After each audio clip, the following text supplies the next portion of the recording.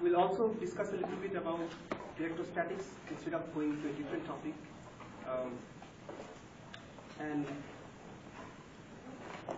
so you know your exam date, and you also know what is your syllabus. So everything about electrostatics except whatever we covered in midterm model. So yesterday we discussed about a little bit about a different topic that might be new to some of you, which is boundary conditions.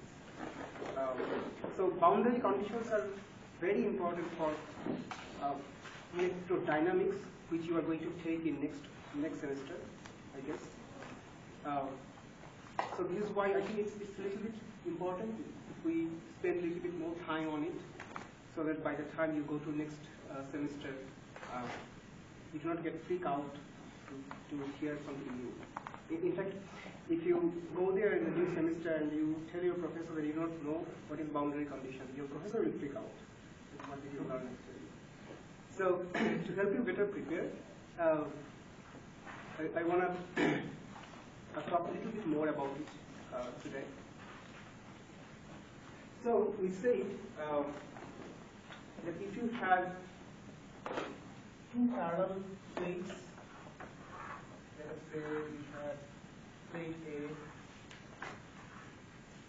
and plate B, then we expect all the electric fields are perpendicular to the plate and they are going from top to bottom, like this. There is positive charge, negative charge, and the fields are directed from top to bottom. So the electric field can be related to the charge density with the following equation. E is equal to rho over epsilon naught. You might remember that electric field for an infinite field was rho over twice epsilon naught, and electric field for parallel plate is rho over epsilon naught.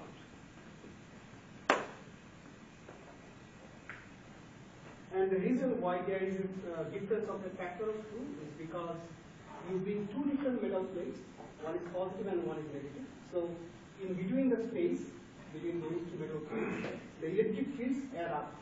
So this is why we multiply this side with a factor of 2 to get the parallel plate electric field expression of P over epsilon naught.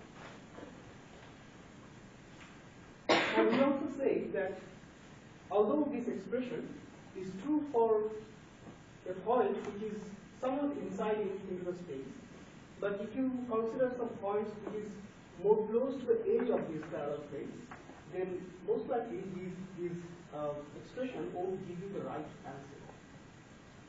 And why?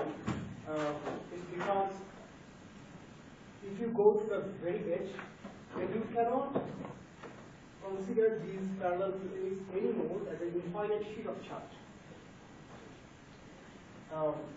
To explain what I mean, let's consider the following: that we have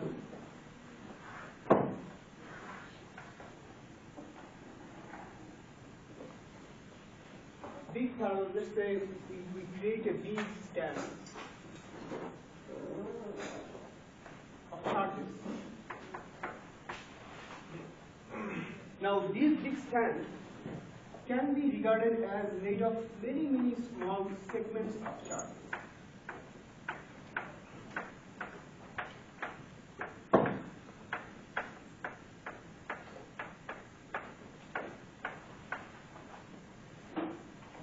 Okay? So many small segments of charges would eventually align together add up to make a very big rod. Or if you also arrange them in the other plane, you will get a very big sheet of charges. Now, each of these elements, if you consider them separately, each of these elements actually act like a point source. So, a point source, let's say, is a small charge.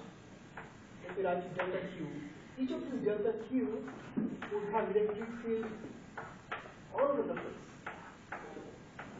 So it has its electric field radially going outward from this position. But if you bring another small charge out of the value of delta Q, then some of the electric field is going to be cancelled out by the other guy. For instance, this second guy is also going to create some charges, some electric fields around its periphery. And the electric field from this guy, which is aligned in this direction, is going to be cancelled out by the other guy who has a similar electric field but in the opposite direction. So the Y components are going to be cancelled out.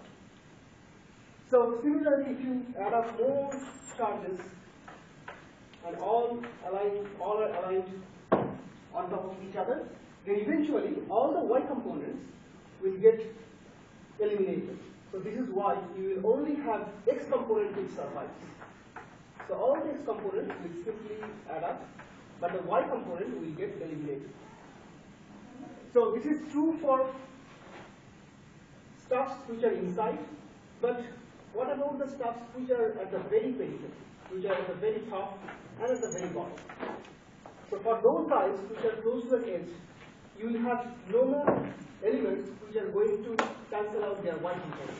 So this is why they will, instead of having electric field which goes along the x-axis, on the edge you will have electric field that goes more like the following.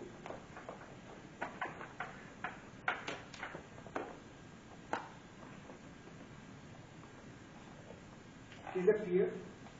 That why electric field looks perpendicular but looks somewhat angled in the edges? That electric field, one more time, electric fields are vectors, and that's why when you add up all these elements, they are going to cancel out their Y component in middle, but the Y components will not be cancelled at the edge, and this is why you will have some blended electric field on the two periphery. So this is why electric fields at the edges of the parallel plate would also become blended down a little bit to be curved, and it will look like the following.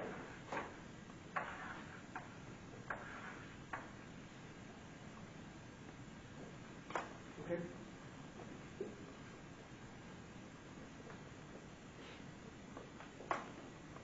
Let me know if you have any question up to this point.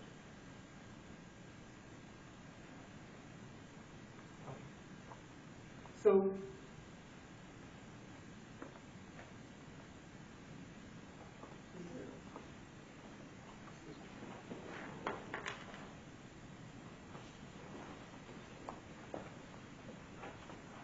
the bottom line here is that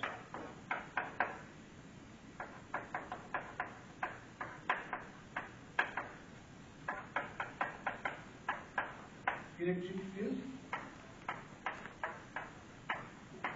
could be along x-axis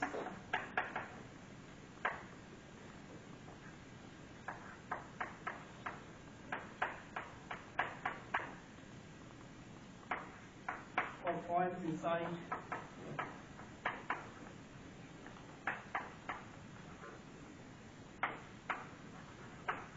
parallel plates.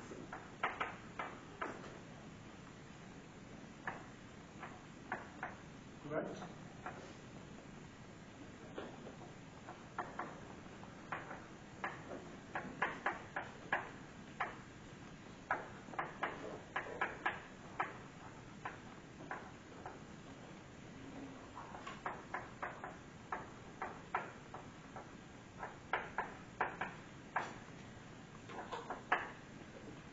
But there will be fringe at the periphery. So this is the x-axis, and this is the other axis, y.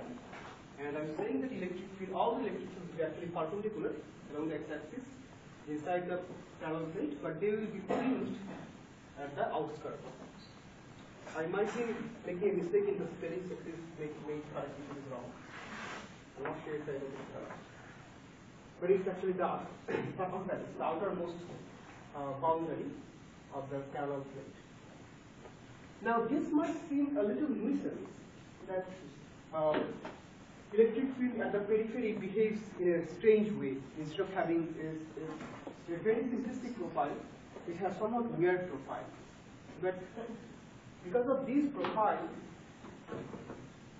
all of our antenna, your GPS, your mobile phone, everything works because of the fringe field. So it's actually extremely important. Like if there was no fringe field, it would not have been possible to make antennas. Something like that. Now why this is true?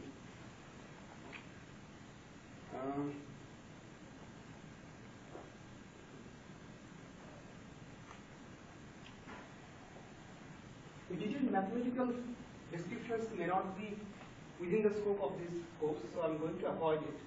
But just to give you a visual understanding of why these fringe fields are important to make antennas.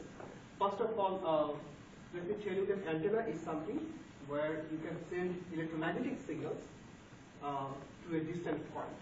Right? If you excite an antenna,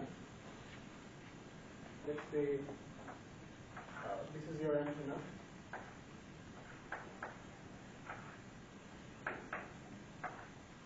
And we are going to excite the antenna by applying a voltage. Then these antennas are going to radiate electromagnetic fields at a distant point. And this is how we can receive the signal and we can send data using those electromagnetic radiations, and we can make antenna work. But how this antenna actually is able to radiate electromagnetic signals is because each of these antennas, if you look there, they are basically a lot of capacitors. So if you take a closer look into the antenna, you will see that each of these antennas, let me draw a very basic form of antenna. A very basic form of antenna actually looks like the following.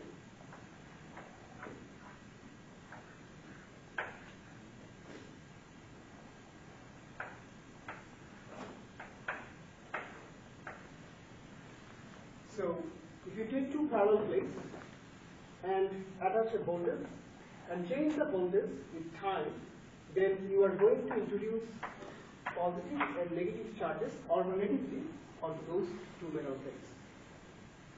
And you will notice that if you just apply a DC voltage, let's say we apply a fixed voltage, so we will always have positive charge, fixed positive charge and fixed negative charge onto those two metal plates, and then we will have some fringe fields at the periphery. Then let's say you start to change the voltage polarity and make it an AC voltage. If you make it AC voltage, then those fringe fields which were at the very outskirts, they will start to get loose from the structure. So instead of being binded on the positive and negative metal plate here, but at the time you apply AC field, this guy is going to change from positive charge to negative charge, and the bottom plate will change from negative charge to positive charge, and they will keep oscillating between positive and negative plates. In those cases, these guys, which were at the very outskirts, they start to get loose from the structure, and instead of being binded, they will start to look like the following. They will make a circle on their own, and eventually those circles will travel to the space to some other points.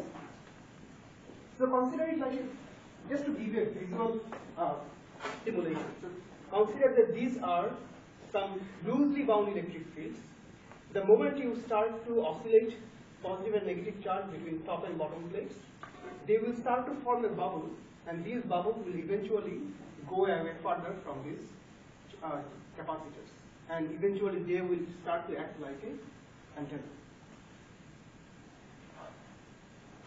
Am I giving you any? I know that there is a lot of mathematics, but I don't want to go to that. But somewhat visible to you that these guys could create some bubbles, but these bubbles are made of electric fields. They are soap bubbles. So those electric field bubbles would eventually go out from this structure, and we can encode information on those bubbles so that we can send data, like your voice, your videos, everything can be encoded here. So these fringe fields are extremely important. Like, without their presence, no human civilization could be progressed. So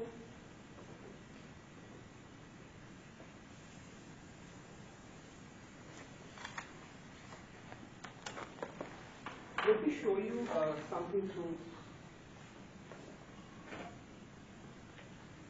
the simulation module.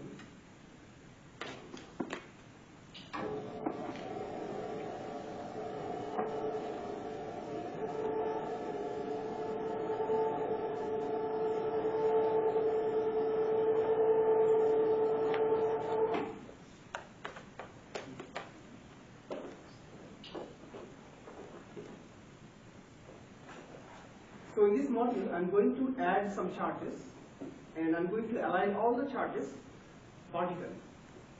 So let's go ahead and add some charges. Each of the charge has 5 coulomb charge. So if I just click on any one point and try to see the electric field, you'll notice all the electric fields are radially outward from this point. Right? Now, if I keep adding more charges and align them all together vertically, pay closer attention to what's going to happen to those electric fields. So look at that. Right now, all the electric fields are radial, right? If we add more charges, let's say we add one more charges, then add one more, and then keep adding more and more charges. Did you notice that something happened in the middle? The electric fields are no longer radial, but they change the direction. Maybe that suffices. So do you notice that electric fields are no longer radial, but they are perpendicular from these charges? But these guys, look at these guys, they are still behaving like they are point sources, and their electric fields are all the way going radially outward from these bodies. And same thing is going to happen for the very top guy. The electric fields are all radially outwards, but the stuff which is in between, they have very nicely aligned electric fields. They have no radial component. Is it visible? Why are they all going to the left? I think that's a very good question. I think something is wrong. However, I think even if it's wrong, you see that if you ignore these guys, the other guys goes right. You see that? Look at that. Oh yeah. Just ignore these guys. Right. Maybe something is wrong in the code, but these other guys looks okay. Like they are all going perpendicular. Only these guys are radial. So if you bring another place which are made of all negative charges, we expect that all the electric fields are going to be confined between positive and negative plates, and we will have some radial electric fields going outwards. So these radial fields are what is drawn here, which are bended here. Right now it's all radial. If we bring another negative charge, maybe they will be bended. So let us go ahead and try to see if we can create negative charges as well. So I will create some negative charge. Let us see how it looks like.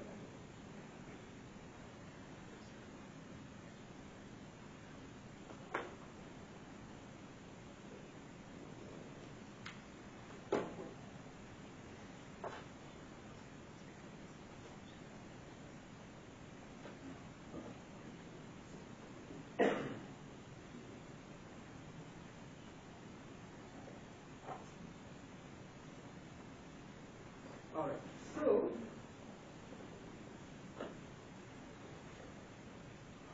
well, my alignment is not too good, but hopefully that will help you to understand a little bit about it. So look at that. The electric fields are more or less perpendicular in between those two plates. However, if you look at the edges, they are more carved out. So these are the fringe fields. Do you notice this? These are all fringe fields. Look at the top. They are all also fringe fields. They are going around from positive charge to negative charge. So these are actually the bubbles that I was referring to. Like these are electric field bubbles instead of smoke bubbles. And whenever you will be trying to switch between positive charge and negative charge repeatedly, those soap bubbles or those electric field bubbles, they will get loose and they will start propagating through the air.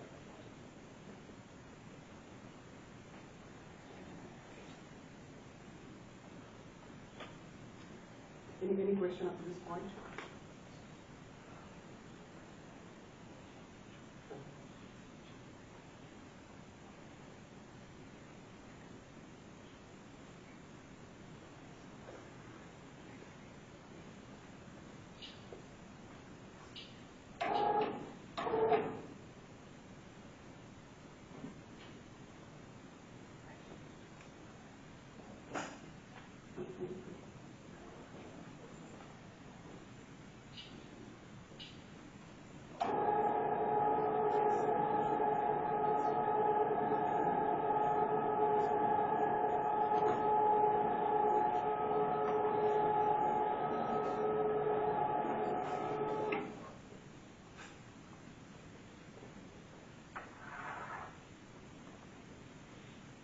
Alright.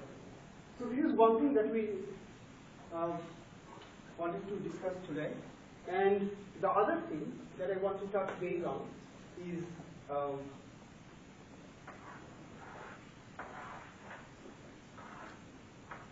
plates with two different materials. So we discussed a little bit about it the other day.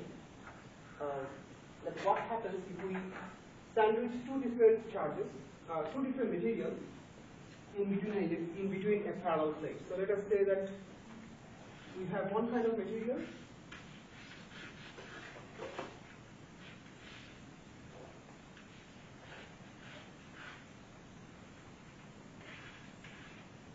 and then we have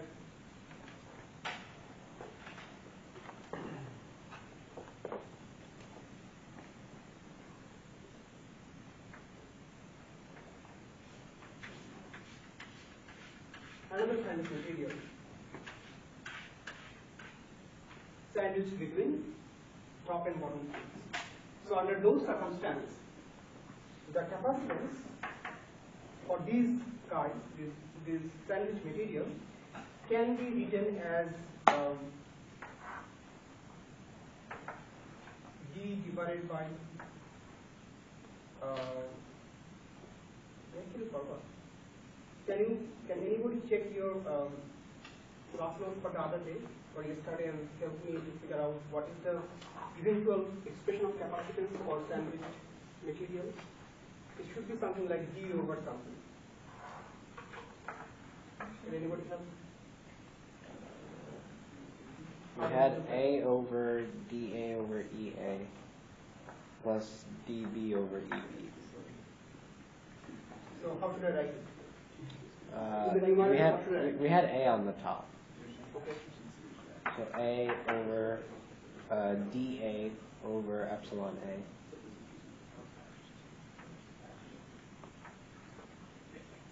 I can come show you if you'd like. Like this?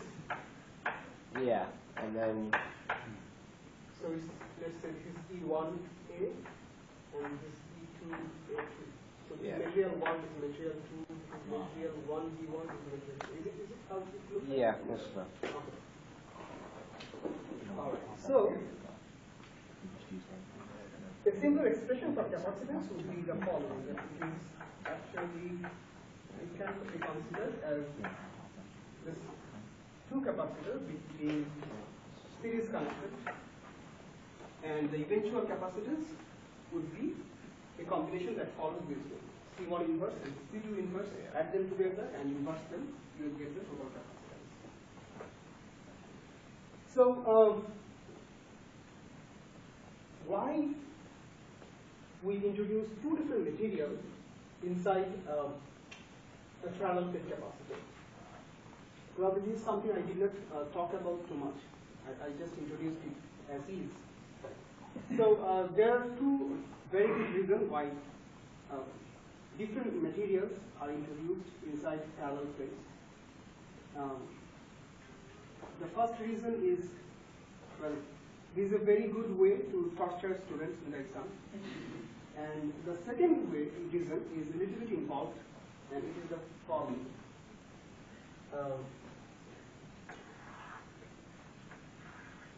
I hope you have talked about, if you know about transistors by the time, a little bit, since you're taking a course on electronics, so I'll expand a little bit on top of that. Have you only covered the diodes, or you have also covered transistors? We're doing a little bit. Transistors. So a transistor is actually a capacitor.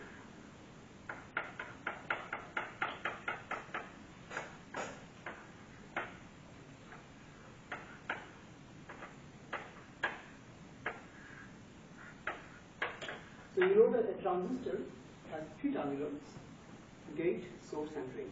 So let me know if you do not know anything about it. Just let me know. I'll explain. Okay. So you know that a transistor has three terminals, which is called gate, source, and drain. Is it known? They use different. We haven't gotten to that yet. Oh, okay. You talked We're doing, about the bipolar junction. yeah, bipolar junction, yeah. Okay, I see. Okay, then, so I'll write emitter, base, and collector. Although these are not the right name, but I think for now it's okay. So,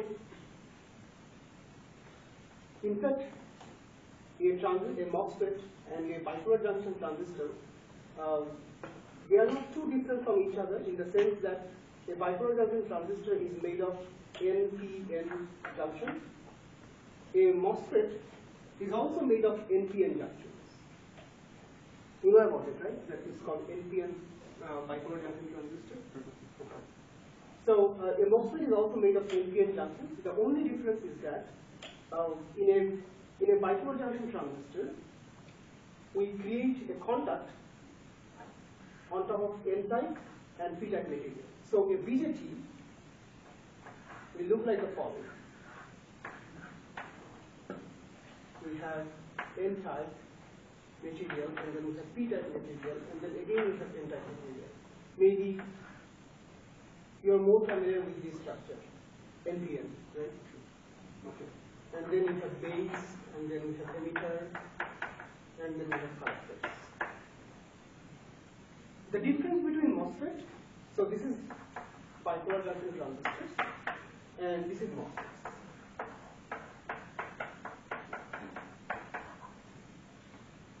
Now,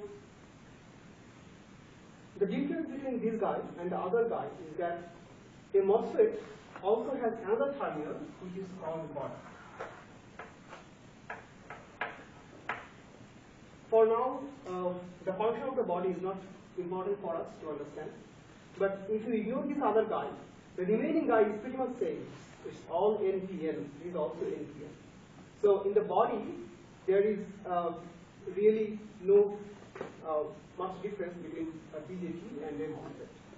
However, what makes it different between them is that if you look at the top of the P-type material, you will see that in between the gate contact and the silicon body, you will have an insulator. So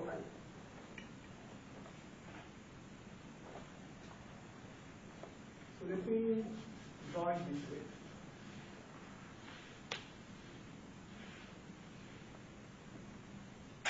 So this guy, which is shown with this color, is actually an insulator.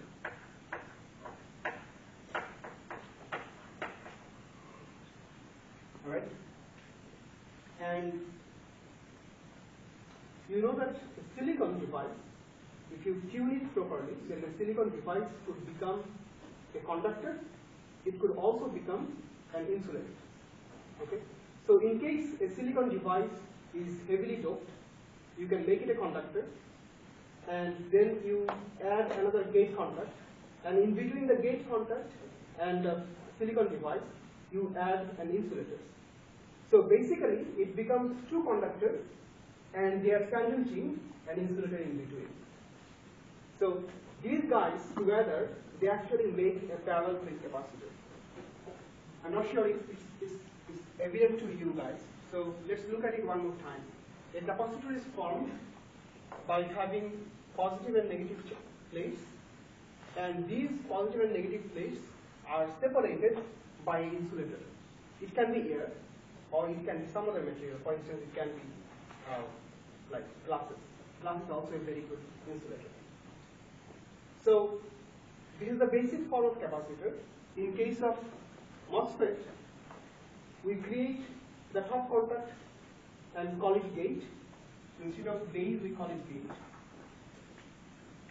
And in the bottom, we have doped silicon. Doped silicon can also be considered as a conductor. And in between the doped silicon, so let me just write it this way. This is doped silicon, and this is gate. And in between gate and doped silicon, we introduce an insulator. Typically, those insulators are made of silicon dioxide.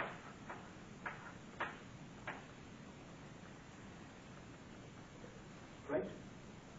So, the metal, then silicon dioxide, and then a doped silicon, these together, they will form a parallel plate capacitor.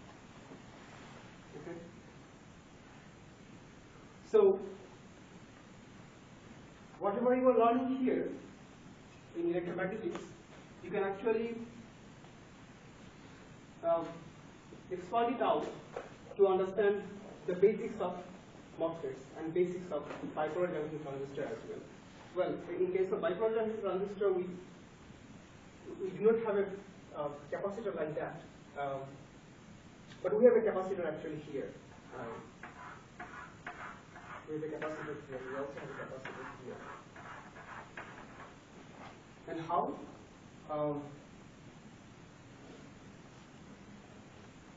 I'll explain how the capacitor is forming between A and T, but before that, let me ask you this, do you get the sense that why I call it a capacitor? Again, a capacitor is formed by sandwiching a dielectric between two metal plates. It could be copper plate, or it could be doped silicon. So in case of MOSFETs, we have doped silicon and gate metals, and they sandwich a silicon dioxide insulator to make the capacitor. Okay? And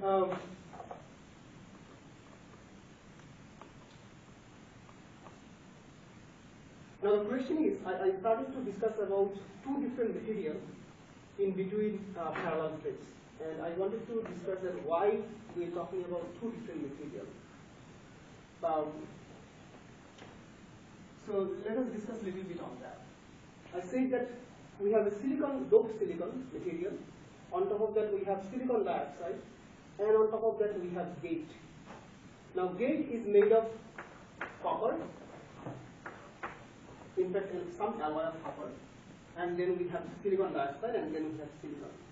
Now, you understand that these materials are very different in terms of atomic structure, right? So, if we try to sandwich two different materials, how we are going to sandwich them? Let's take some object which is very big, probably this guy. So this guy is definitely made of multiple materials. So this is one kind of material, and this is another kind of material. And how they are sandwiched together?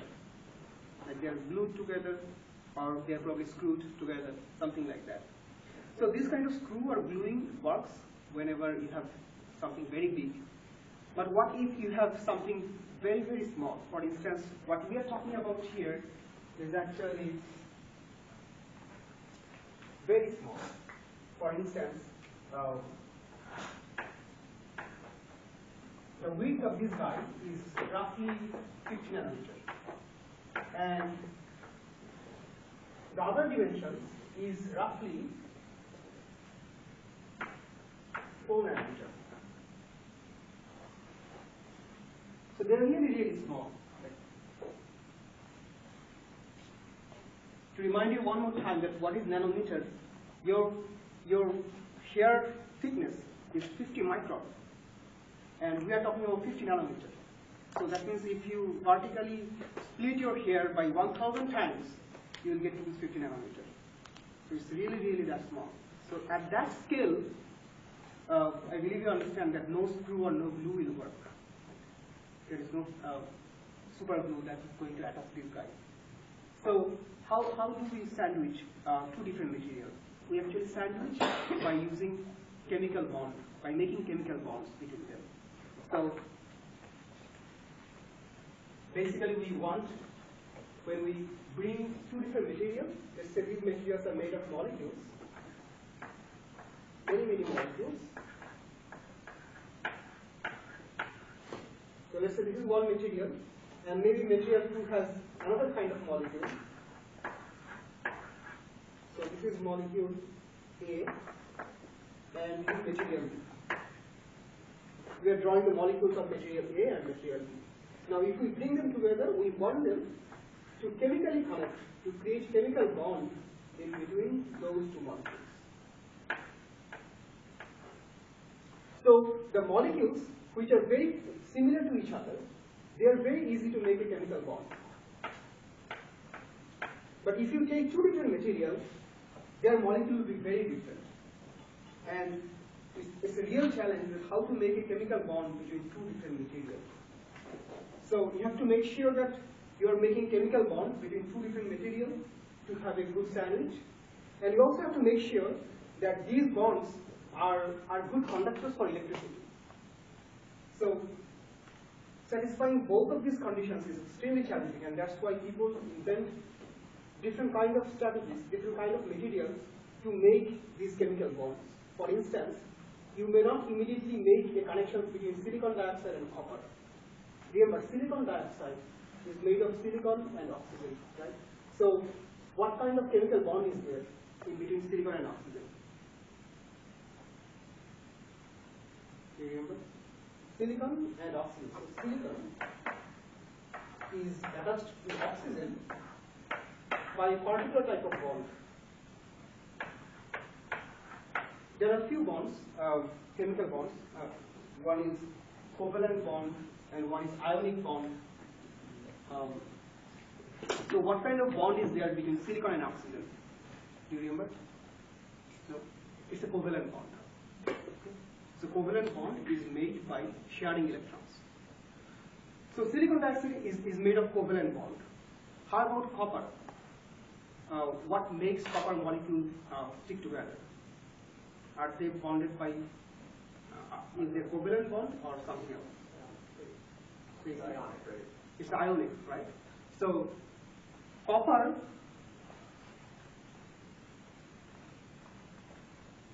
silicon dioxide is covalent bond. So these are all covalent bonds.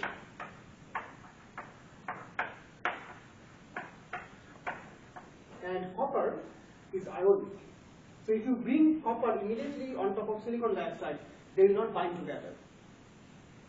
Alright? This is why you need to invent some other material that binds both with copper and with silicon dioxide. So that means if you really want to make a sandwich,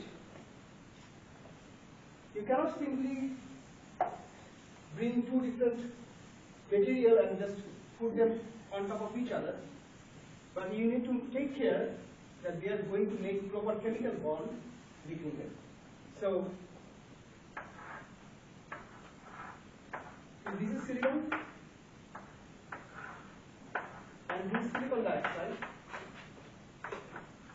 We typically create another layer of material.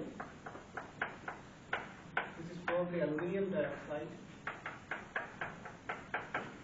And then on top of that, we use copper plates. So look at that. Our main intention was to create an insulator between silicon and copper. The insulator was silicon dioxide, but in order to create a bond between silicon dioxide and copper, we introduced another material, which is aluminum oxide. So it immediately brings you two different materials just for the sake of creating chemical bond between them. Al2O3. Al2O3. So let's say this is material 1.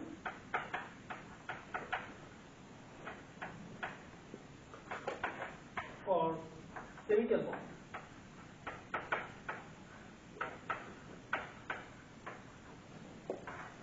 Then we have material 2 for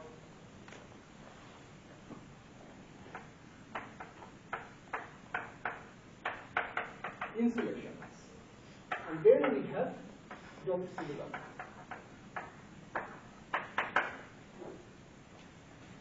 And on top of that we have copper.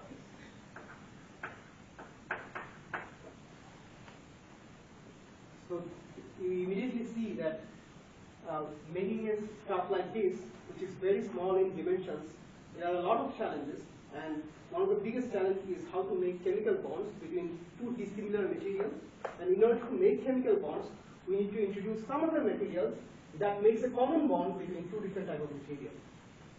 So aluminum oxide makes a bond with copper, and it also makes a bond with silicon dioxide. So we introduce these other materials, and immediately brings us this scenario where we have parallel plates, and in between those parallel plates we have two different kinds of materials. And this is why we need to understand that how the capacitance for these guys would look like. Okay. Does Al2O3 have to be a good conductor or dielectric? So Al2O3 is a dielectric. Okay. Yeah, this is a good question. So some people also use some other materials which probably are not dielectric, probably they are more like metal. But if they are metal, we have to make sure that these are exactly at the metal interface. Like they cannot be in between silicon dioxide and copper. They cannot be a midpoint between two different parallel plates. Okay. Any question up to this point? Sorry, probably I'm going just too far from the scope of our current courses. Unfortunately, I think that without bringing these information, the knowledge is pretty much incomplete. What exactly you are going to do with parallel plate capacitor? The parallel plate capacitor is actually related to this electronic device that you are studying in other courses, and that's why it's extremely important to understand how they work.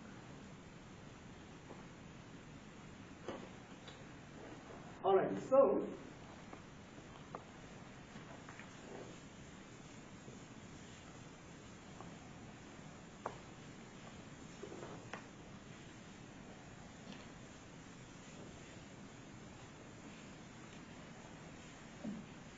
hopefully now you can answer that where capacitor arises in your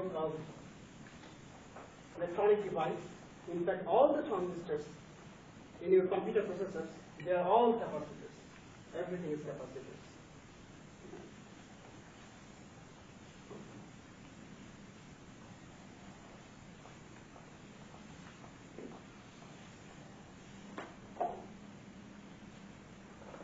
All right. So we talked about boundary conditions also yesterday, and let me also touch base on that. Boundary conditions.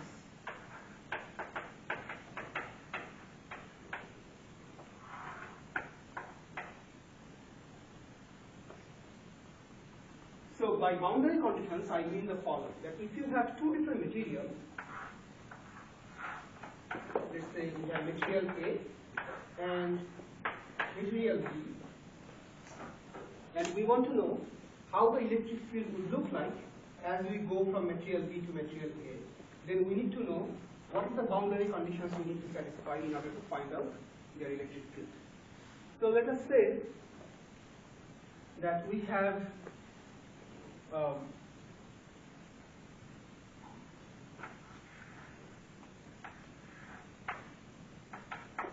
parallel plates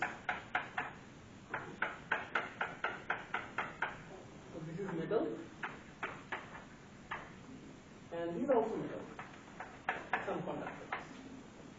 Now in between those two metals, we have two different insulators. These are all insulators.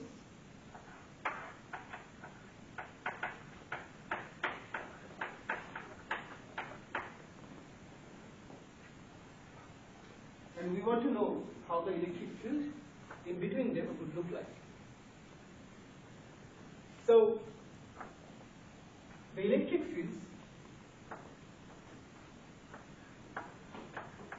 if this is a very large plate of metal, can be thought of as all perpendicular with the metal plates. And on the other hand,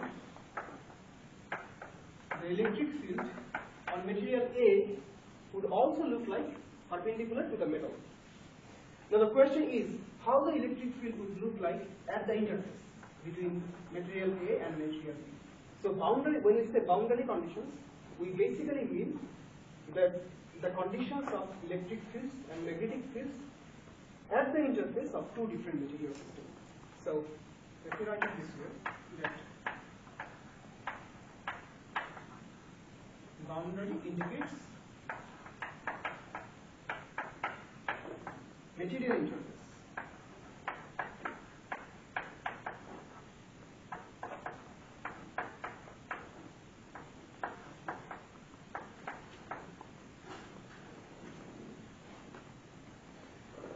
Take two different materials and we want to know how the electric field look like at the interface.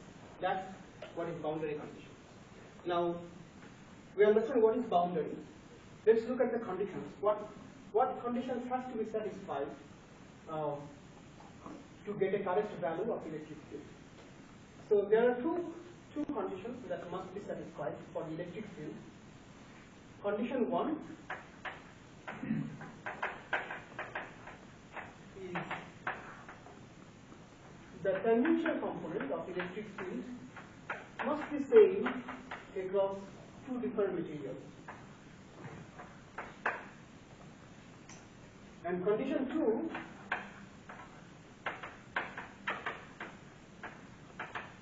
is the particle component of electric field multiplied by their permittivity must be same.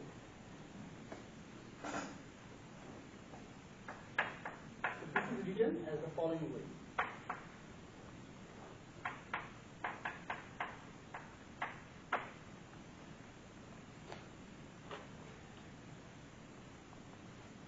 So what is tangential fields? Tangential fields are field components which are parallel to the material interface. So tangential means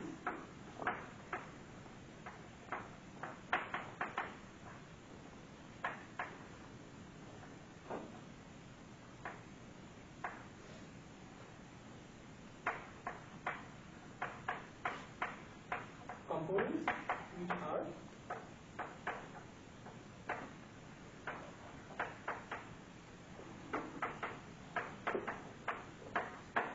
parallel to the interface, material interface.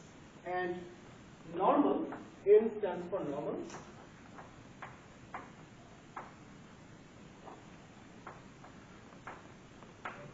Which means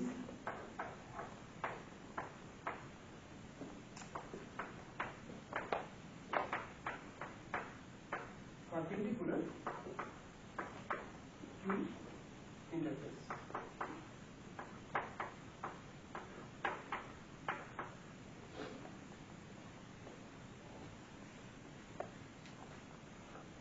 Alright?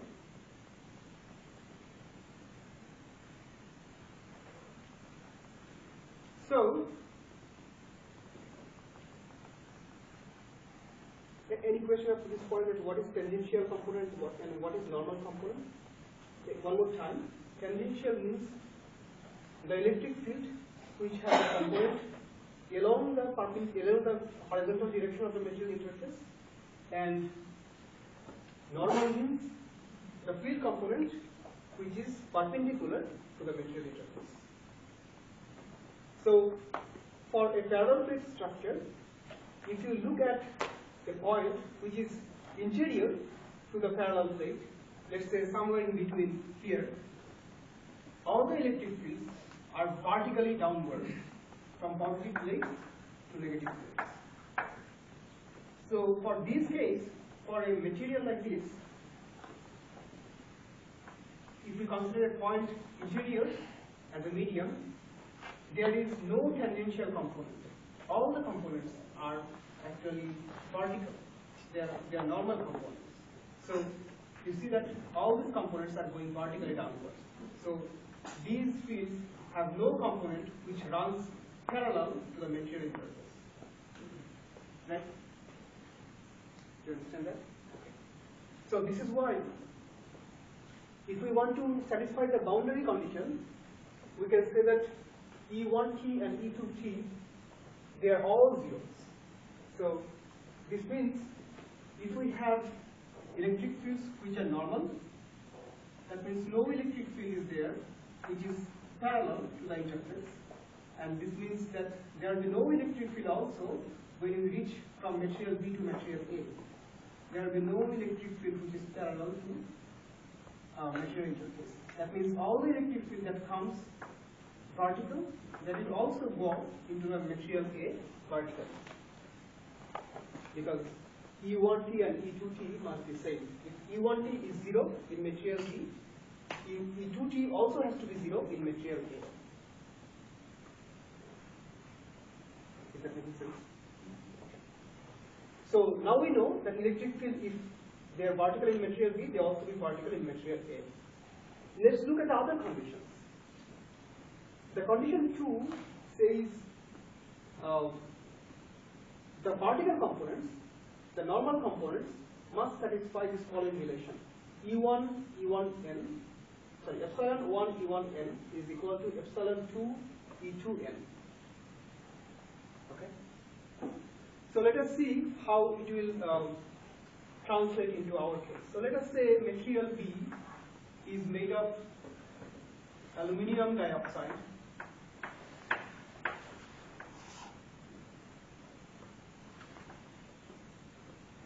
and I already forgot what is this. Can anybody help? Epsilon of aluminum dioxide. Can anybody search in Google and see what is epsilon of aluminum dioxide?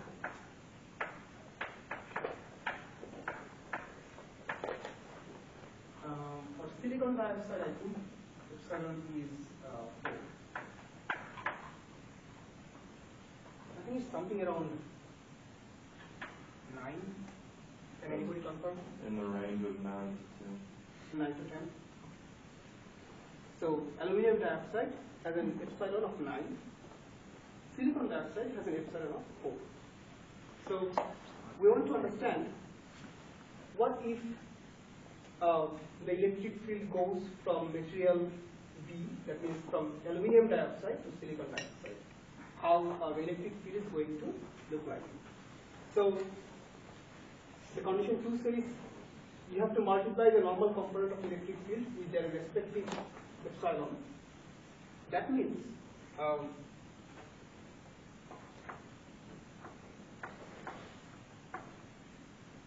the electric field, normal component of electric field of aluminum dioxide must be multiplied by their respective permittivity, electric field permittivity, and similarly the silicon dioxide electric field must be multiplied by the permittivity of silicon dioxide material.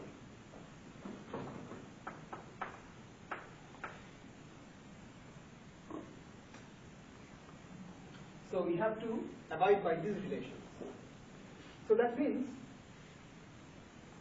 if you go from aluminum dioxide to silicon dioxide, then your silicon dioxide electric field must be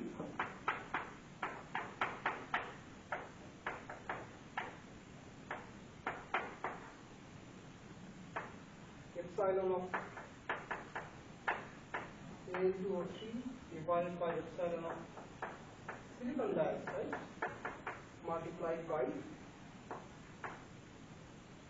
the normal component of electric field inside aluminum oxide.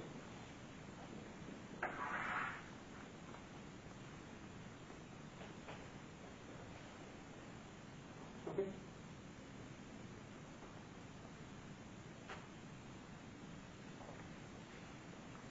So the electric field in aluminum and electric field in silicon, which one you think is strongest from these relations?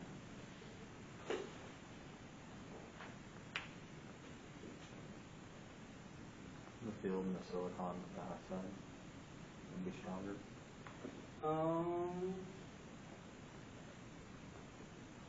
Yes, you're right. The field in silicon dioxide is stronger. Okay. Why? Because according to relation, it says the silicon dioxide electric field, the normal component of electric field, is equal to the epsilon of aluminum dioxide divided by epsilon of silicon dioxide, and then you multiply it with the aluminum oxide electric field. Now this ratio will determine whether the other component would be stronger or weaker. If you take a material which is aluminum dioxide, that means it has a higher epsilon compared to silicon dioxide, then the silicon dioxide material would have higher electric field. Okay. So if material B has a higher epsilon, higher permittivity, and material A has a lower permittivity, then electric field would be stronger in material A, it will be weaker in material B. Okay. Now how that makes sense? Let us try to understand from physics standpoint of view.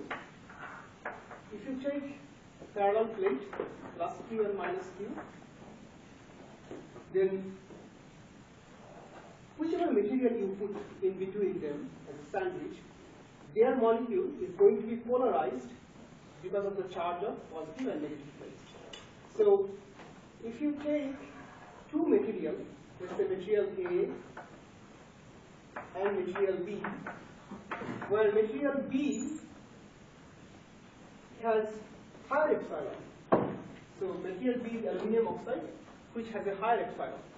Higher epsilon typically means that you can make it more easily polarized. Right?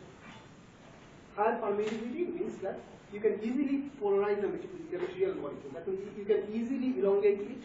If you elongate the material's molecules, then it will be partially positive charge and partially negative charge on its two ends. So the molecules, instead of acting like a charge neutral object, it will act like a partially negative charge and partially positive charge object for all of these molecules. So all of these molecules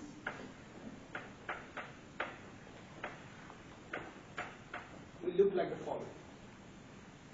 Okay? Now you take another material, silicon dioxide. Silicon dioxide is characterized by an epsilon of 4.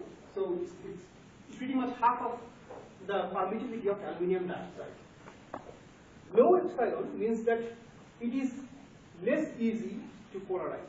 So it's less prone to polarize. So this means maybe I can write, I can draw the material is molecules like the following way. You can say that it's more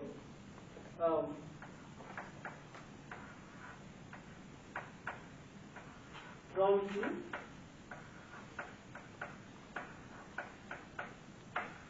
being charge neutral. So the other guy, material B, which is aluminum dioxide and has a very large permittivity, they are more amenable to polarizations. So we will have a strong negative charge and a strong positive charge terminal. On the other hand, the silicon, which has less permittivity, for these cases, the charges of negative and positive would become more closer to each other so that they effectively behave like a more charge neutral objects. Okay? Is it clear that what does it physically mean by epsilon? Let me write it this way. Epsilon indicates how easy it is to polarize.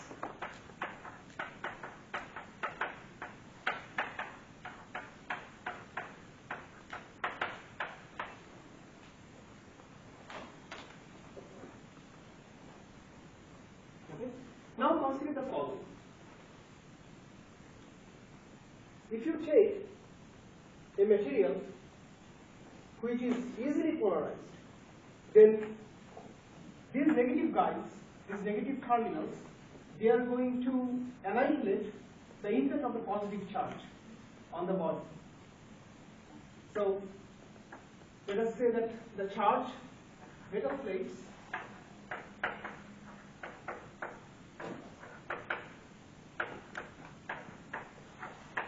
have Q charge, and the molecules, like aluminum oxide molecules,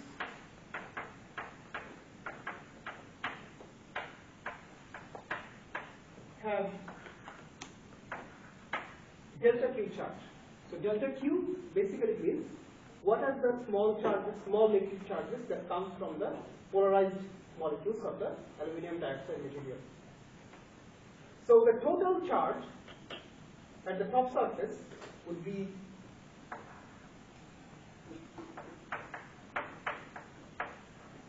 total charge at the top surface would be plus Q minus delta Q. Let me write it minus delta Q. So this means the top part will have minus delta Q charge and the bottom part will have plus delta Q charge.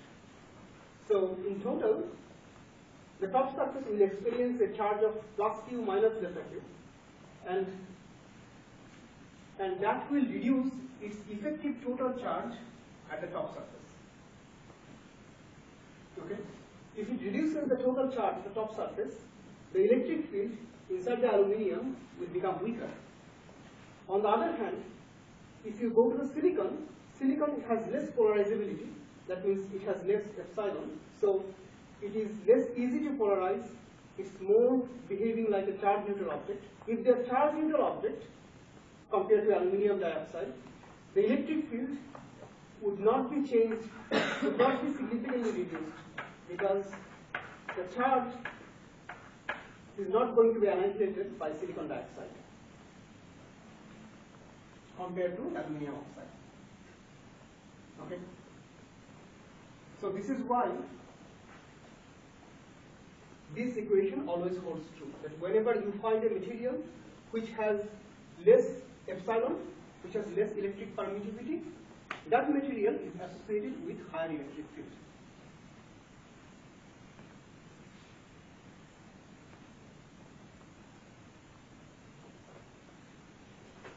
Any question at this point? Maybe I'm going too wide, because typically the other day many people ask questions. Is this something that keeps you busy today? Like new exams coming, or is my performance too way down today? Or both of them? You have an exam coming on? Next week. There's a lot coming up. Project, Yeah, Oh, I'm sorry. I'm so sorry. Yeah, I mean, sometimes I feel that when I was at your age in the undergrad, and we had to take a lot of courses, it often felt like that we are eating a lot and we have no idea that what we are eating. So fortunately, once you keep going, moving up to the next stage, then your path would be more narrow and more focused. So on those courses, I believe that you really start to enjoy what you are learning. And you start to pull knowledges from your previous courses and start to see that where do they merge together. The undergraduate courses are more defined in a way so that you get part of knowledge, part of this knowledge, and part of that knowledge, and part of that knowledge. So it's very difficult to see that how exactly they are interrelated to each other. It's only when you go to the very top, take a graduate level courses, only then you can start to see that, oh, I can bring these knowledge from here, that knowledge from here. So unfortunately, I do not know what is the best way to solve. So once I saw Elon Musk, he was interviewing, and a person was asking him that how the school his kids. So he says that he made his own school and he sends his kid over there because he doesn't believe in traditional education. And why? His answer was the following. He said that in traditional education, we typically try to learn in this way. We typically try to teach them that this is a screwdriver, this is a bolt, this is a nut. You learn all these things, and maybe later in their stage, they start to bring all the screws, bolts, and nuts together to make a car. So his idea is that what if we tell them that you have to make a car, and in order to make a car, let us know that how a screw works, how a nuts works and bolts works. So his idea is that make it upside down. You show them what is the purpose, and in order to get to the purpose, you need to, whatever you need to do, you have to do. I'm not actually sure. I mean, it is just his opinion. I'm not sure that how exactly it would pan out. Like, does it mean that we need to introduce the problem of engineering right away from the first year? Like, people who just begun, shall we start talking about design of IC or design of antennas right away, and from there we will get to the other details? I really do not know, honestly. But this is a good thing. I mean, we can think about it. Of course, all the education systems, they have to go through some revisions. If they do not serve the right purpose, we must revise them. And it's always a good idea to think about that. What might be the best way to educate people, so that they can always keep motivated and keep pumped up. Maybe some of you will become an educator at some point of time. Some of you will become an engineer. So it's a food for thought for all of you to think that how we can make it better. Thank you guys.